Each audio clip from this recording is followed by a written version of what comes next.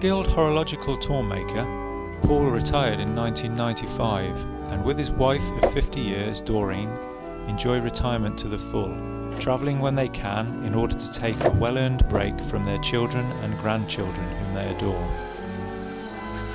It was during one of these trips that this project began, inspired by a model of a village church in Truro.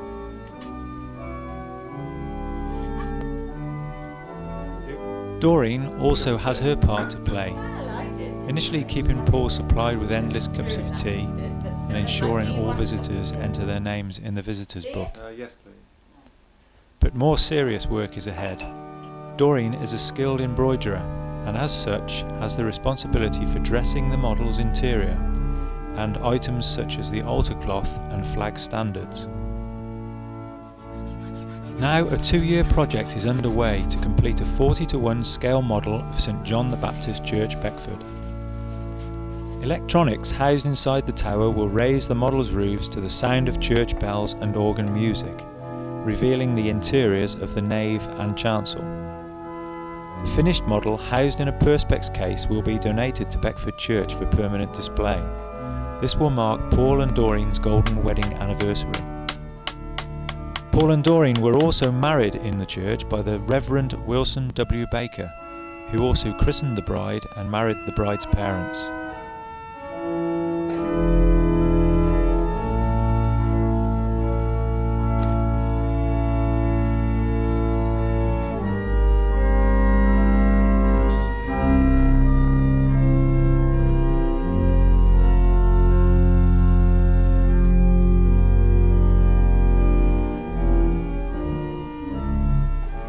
The finished wooden profile will eventually be clad in local Cotswold stone, but first some sound foundations had to be constructed.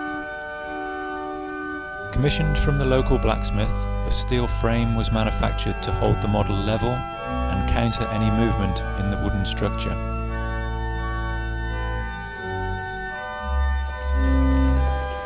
No detailed plans were available to give any clue as to the church's dimensions, so it was literally back to the drawing board. Measurements had to be taken from top to bottom, inside and out. No, Paul. After a pioneering journey to the church tower, climbing over crow's nests, strategically platformed between the bell tower and the tower roof, plumb lines were dropped to determine the tower height and subsequent relationships to roof apexes and roof angles.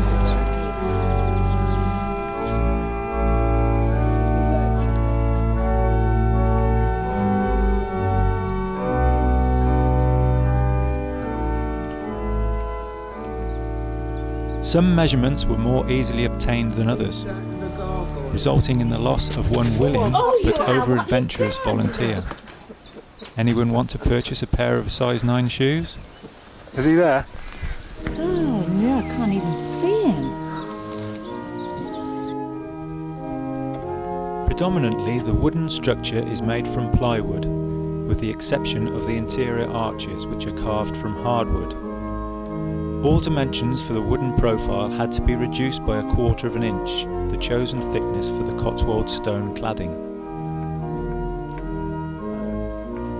Creating the wooden profile was a rewarding task. Not only did it give the perception that something was going on in the workshop at the bottom of the garden, but having something to show people, although initially close friends and family, interest throughout the village began to intensify. A visitor's book was started and is rapidly filling up. Jokingly, the only worry is the project's completion date may have to be extended to accommodate the guided tours. All sections of the wooden profile had to be removable to allow access while work continues on the church interior. To ensure accuracy in replacement, all panels were dowelled and screwed together.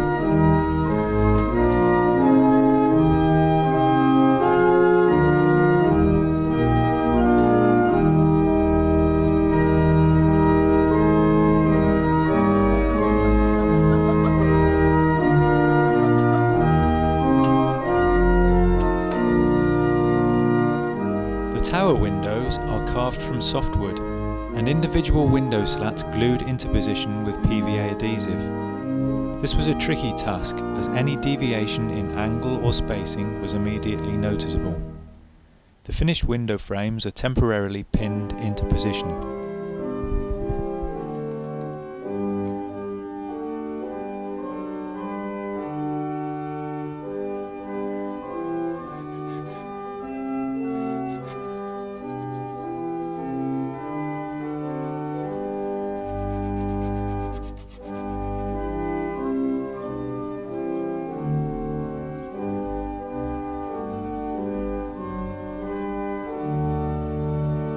Carved in wood, the finished window frames needed to portray a stone finish.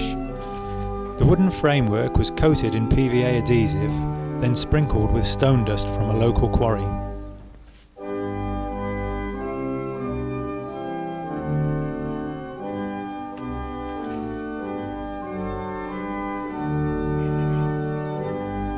To recreate the stained glass windows, the originals were photographed and digital images transferred to thin sheets of perspex and sandwiched in the wooden frames. The west window, structured from lead-framed clear glass diamond panels, is hand-carved and the lead diamond profile depicted with thin strips of black sellotape sandwiched between layers of perspex.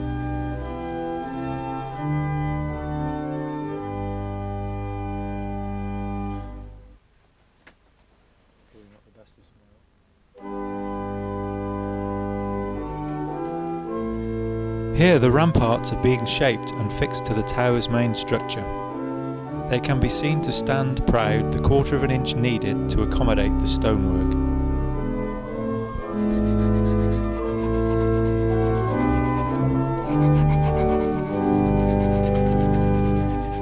The 4 roof turrets are hand carved and located to the tower roof with a steel pin.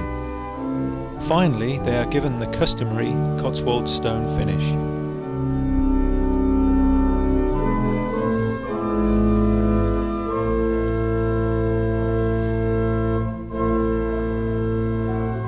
After carefully studying photographs of the chancel roof, a plan was drawn before finally making the replica wooden beams and gluing them in position.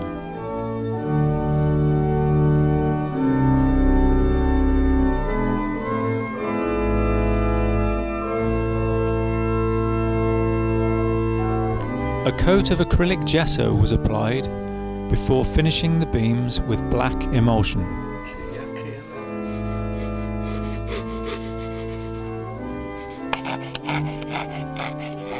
By far the most complex of the 2 main roofs, the nave queen post roof posed the greater challenge.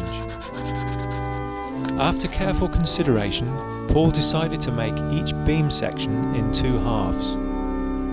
36 sections were needed in all, so 72 individual pieces had to be marked out and cut to shape.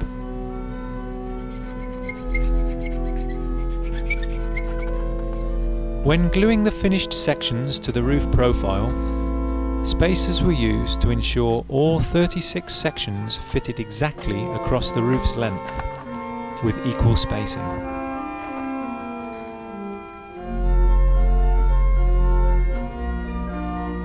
Eventually the task was complete, bringing a satisfied smile to the face of the model maker.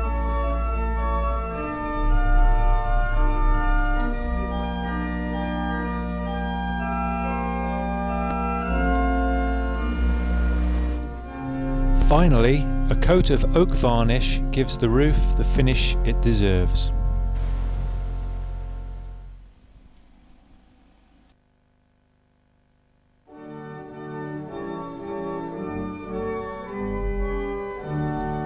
A seemingly endless list of items were needed for the church interior. The most obvious starting point were the nave pews. Once these were constructed and in position, other fixed and freestanding items could be fitted around them.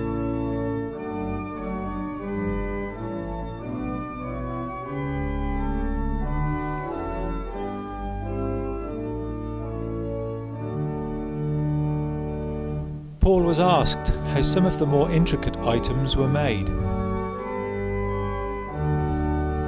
40:1 scale of the chair which is in the church. I've got 24 to make, so I'm having to jig it up. There's a little glue jig that I can glue the legs in the correct position onto the seat, and then the back, there's the legs, back legs of the chair, which is also jigged. I'm just working on the organ at the moment, putting the organ pipes in.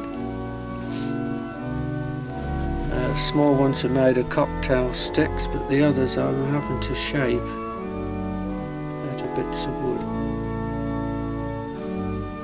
This is the panelling behind the altar, which I'm just finishing off.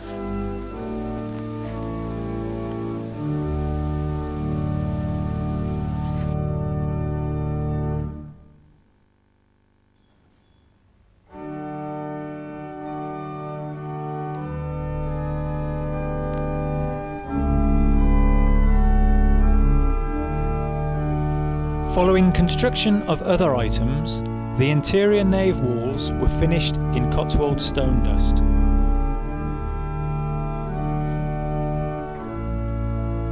Even without their finished colours, the interior views begin to bring the church to life. And once the final coats of paint and varnish are applied, the quality of achievement is hard to believe.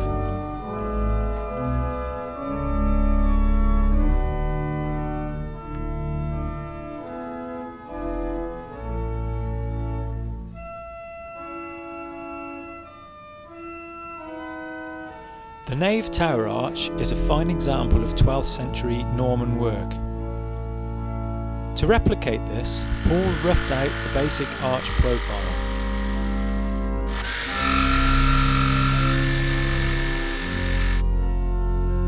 First ensuring the hardwood panel is a good fit to the tower base. Paul could then concentrate on carving out the columns.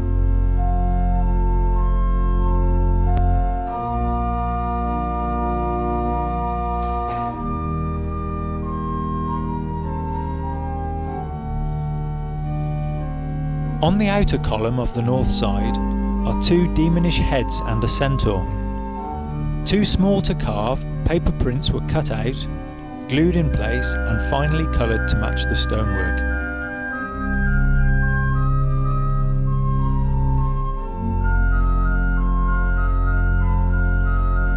Slightly different in construction, and even though out of view to all but the most inquisitive visitor, the porch arch is nevertheless given the same attention to detail.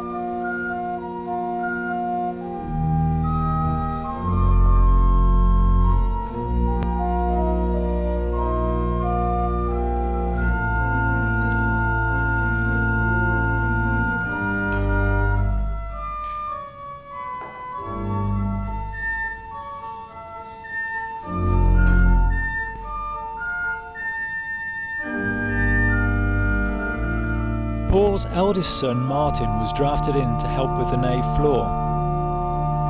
It was decided the ideal place to do this was in the church itself.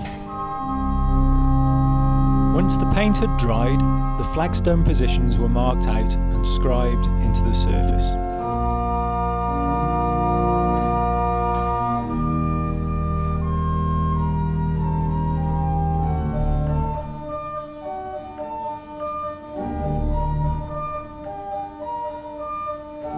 The chancel floor is a checker of red and blue tiles.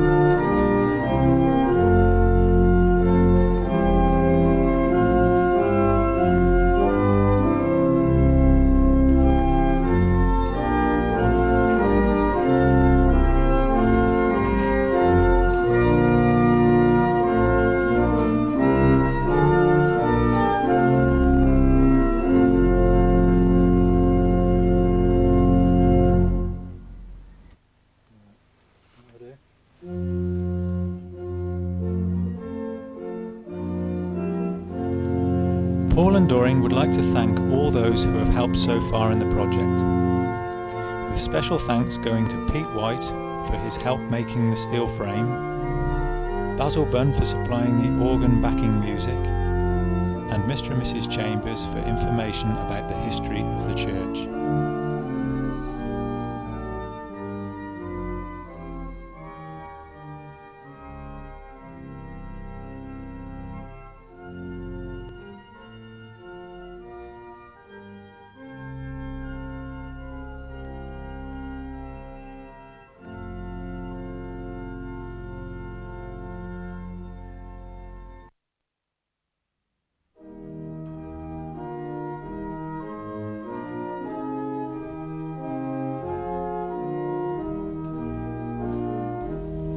The clock is ticking, and the Beckford Church model completion date, the 29th of May 2004, looms ever closer.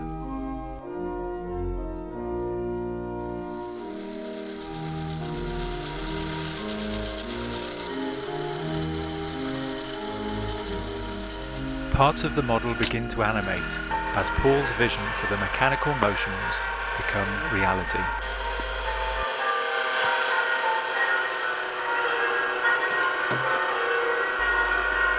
Both the naval and chancel roofs now open and close on command, and although things are a little noisy, as yet there is no cause for alarm.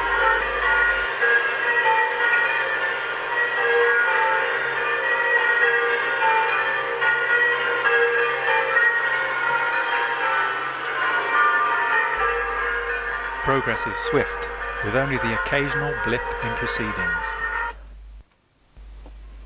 And even then, nothing that can't be fixed with a few tweaks here and there by a skilled craftsman.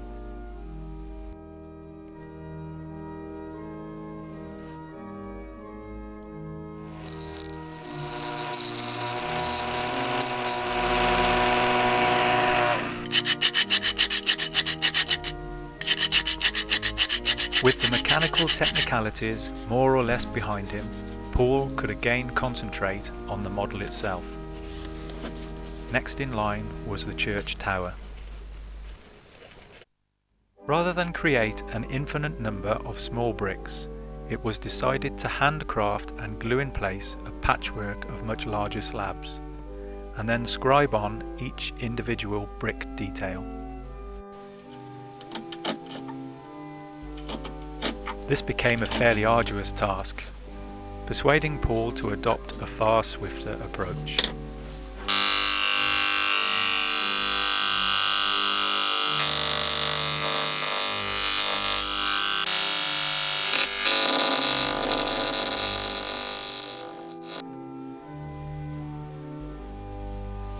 Once the sills and other finishing details were fixed in place, it could be said the tower profile was more or less complete. However, there was still one minor outstanding detail: the church clock. Another seemingly difficult challenge is overcome by the use of forethought, a simple jig, and a sharp pencil.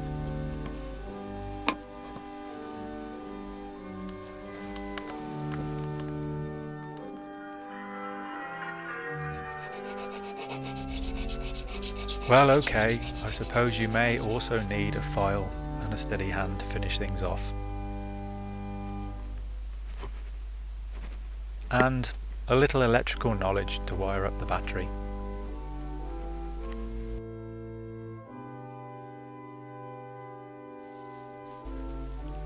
Paul's next challenge was to reduce several large pieces of Cotswold stone into several thousand smaller pieces.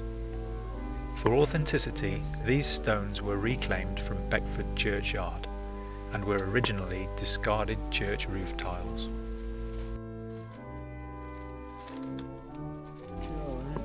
Architect, decorator, carpenter, blacksmith, electrician, mechanic. There is no hiding place when you are a model maker, and mason was most certainly in this case not one of those hiding places. It is estimated between 4,000 and 5,000 individual bricks were broken down, hand-picked and crafted for each location. The cement used was made from tile cement, mixed with the fine dust residue left behind whilst previously reducing the stones. This ensured the cement dried to an acceptable colour.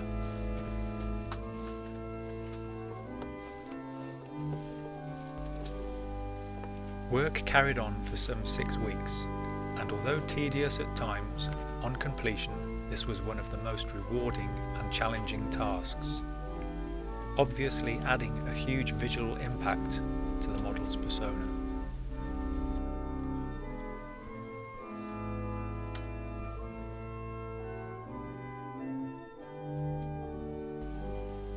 It was again time to get the sandpaper out. This time not to do a touch of sanding, but the textured sandpaper made the ideal medium for roof tiles, although it was not ideal for keeping the scissors sharp.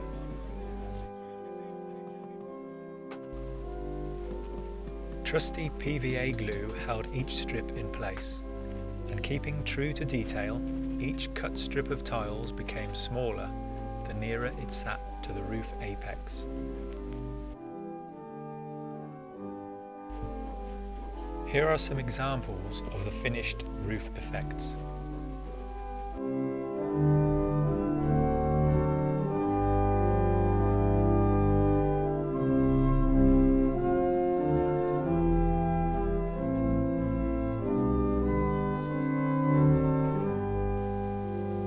It was whilst finishing one of these roofs that paparazzi finally caught up with him.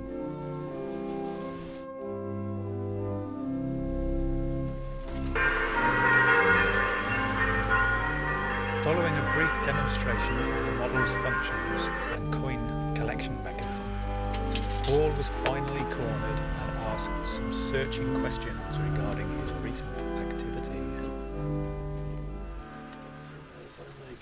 Talk us through some of the exterior here and show us what you've done on parts of it, different textures, different brickwork. Just talk us through some of it.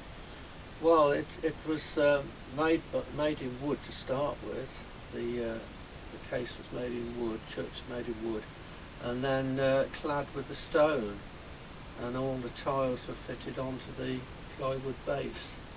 And the stone is original stone? The stone is original stone from tiles, old tiles that have fallen off the church itself. And the roof?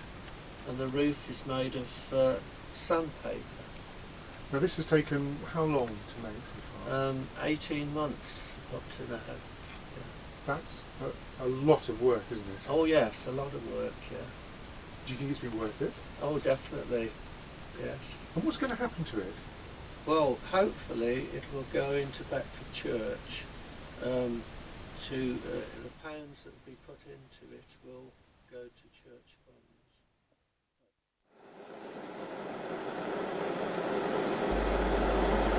The heat was now on, so it was back to work, this time on the church guttering.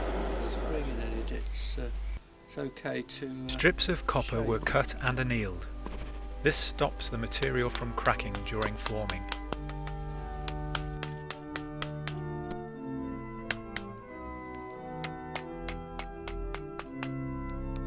Smaller and smaller diameter formers were used until eventually the scaled down gutter profile was achieved.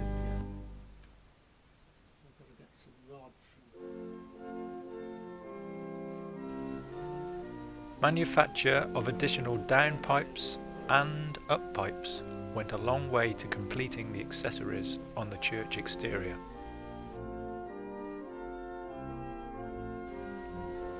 Let's just sit back and admire a collection of detailed items Paul had to make before the model was completed. 18 light fittings. One authentic, functional oak door.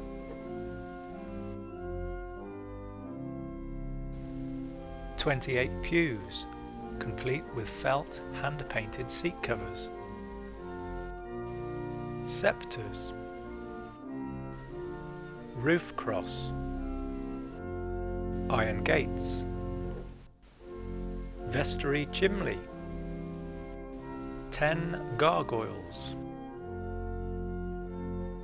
grass made from sawdust, tombstones, assorted bushes and gravel paths, crafted masonry, a wooden bench, exterior lamp, watering cans and outside tap, 118 kneelers, priest's chair and standards, coat of arms, 110 hymn books, all painstakingly crafted and positioned with many other objects in and around the model.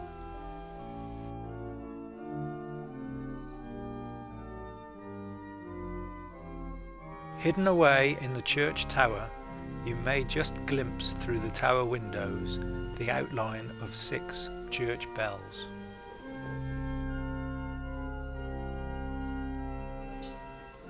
And last but not least, a model of the model. All this work generates a considerable amount of debris, which to Paul's credit was always kept well under control, especially when VIPs came to visit.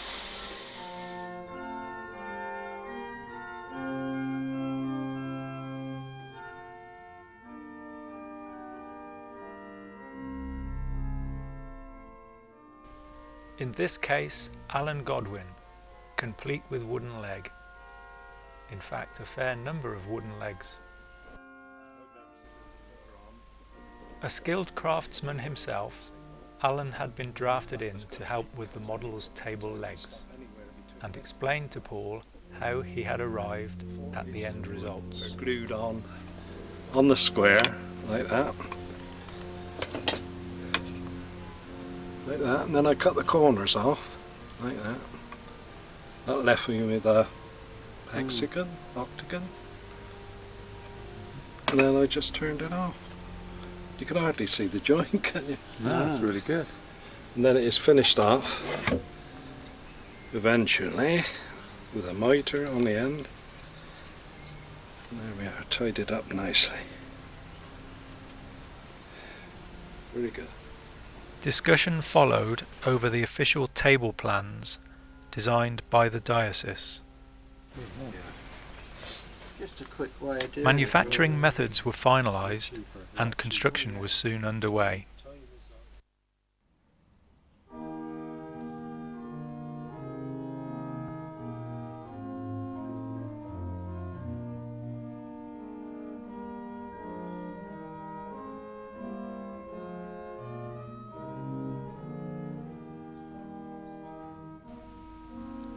Considerations were addressed regarding the structure and shape of the pending glass case, which would eventually house and protect the finished model. Primer, undercoats and topcoats were applied with a matte green finish, trimmed with dark crimson. Paul explains the retention and lifting principles used to retain the glass case and move the model around in relative safety. This is the retaining piece of wood which is held in with dowels with some architrave, and this is the glass, to hold the glass in. I have to put a lifting strap which is bolted to the main frame for lifting it because it's getting rather heavy now. The welded glass case was supplied by Worcester Glass and fits to perfection.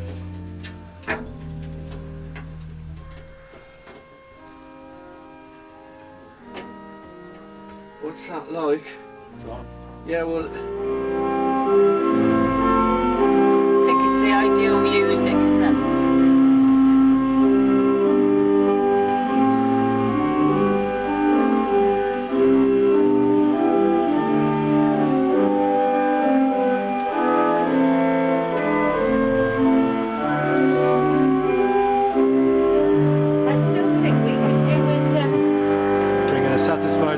the face of the model maker. I still think we could do with some flowers to actually go in the pedestal. Can't take the glass off. You've got to put the bells in anyhow, so.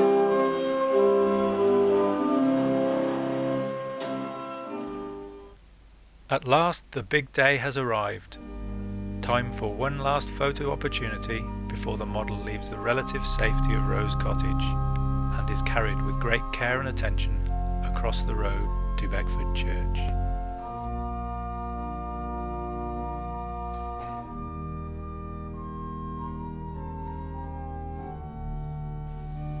Assistance was sought from trusted friends Kip Hunting, Ern and Yvonne Aston, Adrian Small and Paul's son Martin. Closely watched, filmed and photographed by Paul's wife Doreen and Tom Woolard.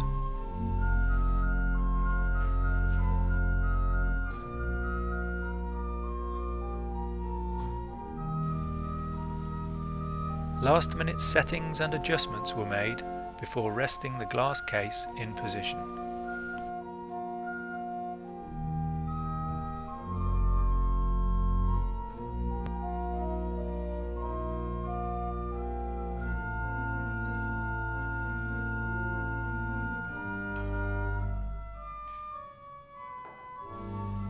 Glass case retention strips locked in place. A final polish.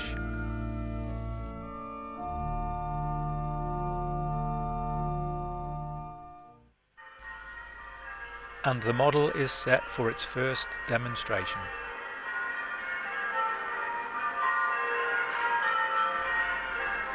The official opening of the model was during the Church Flower Festival in June 2004.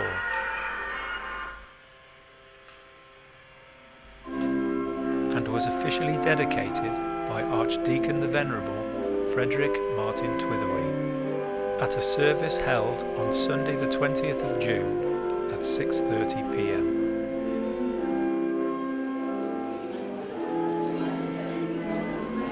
Placing a pound in the slot raises the church model roofs to the sound of church bells and organ music.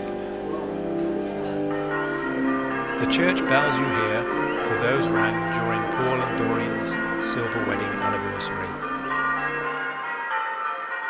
Doreen's father, a lifetime campanologist, organised the band of ringers, who rang a quarter peal of minor. The organ music is played by Basil Bunn, who played at Paul and Doreen's wedding. Basil was church organist in the parish for over 50 years. Paul and Doreen were married by Vicar Baker on the 31st of May 1934. He became Vicar of Beckford and Ashton Underhill in 1924. He also married Doreen's parents, Trevor and Gladys Newbury, and christened their 3 children, Martin, Andrew and Carol. Vicar Baker lived to reach 100 years of age.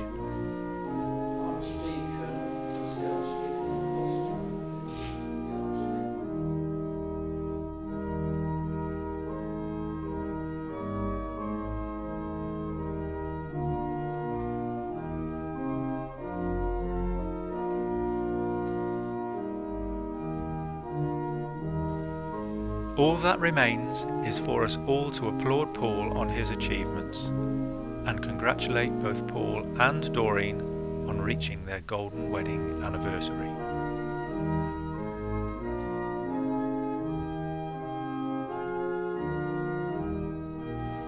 Paul and I would like to thank everyone for their help and support during the making of the model. Special thanks to the diocese, Reverend Jan Moore, all who visited during the making of the film and signed the visiting book, Basil Bunn for organ music, Alan Godwin. A very special thank you to Martin, our eldest son, who took the time and patience to film each part of the model in its making and has put together such a wonderful film, which is a record forever. Thank you, Martin.